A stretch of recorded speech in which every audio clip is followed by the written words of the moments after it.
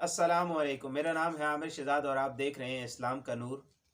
حضرت سیدنا ابو ذر غفاری رضی اللہ تعالیٰ عنہ ارشاد فرماتے ہیں کہ میں نے بارگاہ رسالت صلی اللہ علیہ وآلہ وسلم میں ارشاد فرمایا، یا رسول اللہ صلی اللہ علیہ وآلہ وسلم مجھے نصیحت کیجیے۔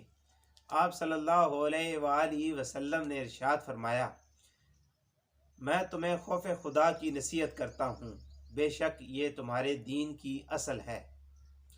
میں نے عرض کی، یا رسول اللہ صلی اللہ علیہ وآلہ وسلم اور نصیحت فرمائیے۔ آپ صلی اللہ علیہ وآلہ وسلم نے ارشاد فرمایا، قرآن مجید کی تلاوت اور اللہ کا ذکر کثرت سے کیا کرو، بے شک یہ تمہارے لیے آسمانوں اور زمین میں نور ہوگا۔ میں نے عرض کی، یا رسول اللہ صلی اللہ علیہ وآلہ وسلم کچھ اور نصیحت فرمائیے۔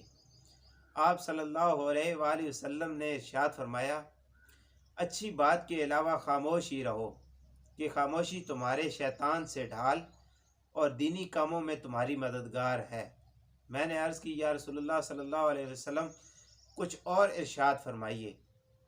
آپ صلی اللہ علیہ وآلہ وسلم نے ارشاد فرمایا، دنیاوی معاملات میں اپنے سے ادنا کو دیکھو، اعلیٰ کی طرف مت دیکھو، کیونکہ یہ عمل اس سے بہتر ہے کہ تم اللہ عز و جل کی نعمتوں کو حقیر جانو۔ پھر میں نے عرض کی، یا رسول اللہ صلی اللہ علیہ وآلہ وسلم کچھ اور نصیحت فرمائیے۔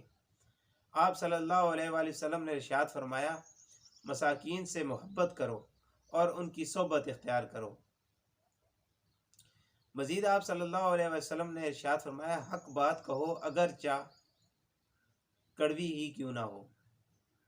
پھر میں نے حضور اکرم صلی اللہ علیہ وآلہ وسلم سے ارشاد فرمایا، یا رسول اللہ صلی اللہ علیہ وآلہ وسلم کچھ اور نصیحت فرمائیے۔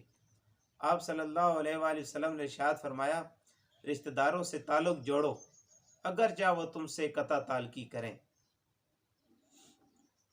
پھر میں نے حضور اکرم صلی اللہ علیہ وآلہ وسلم سے فرمایا، یا رسول اللہ صلی اللہ علیہ وآلہ وسلم کچھ اور نصیحت ارشاد فرمائیے۔ آپ صلی اللہ علیہ وآلہ وسلم نے ارشاد فرمایا، لوگوں کے لیے وہی پسند کرو جو تم اپنے لیے پسند کرتے ہو۔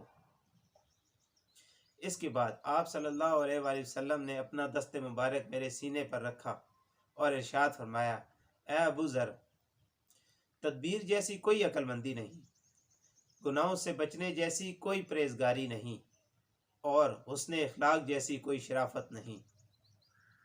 میرے پیارے بھائیوں،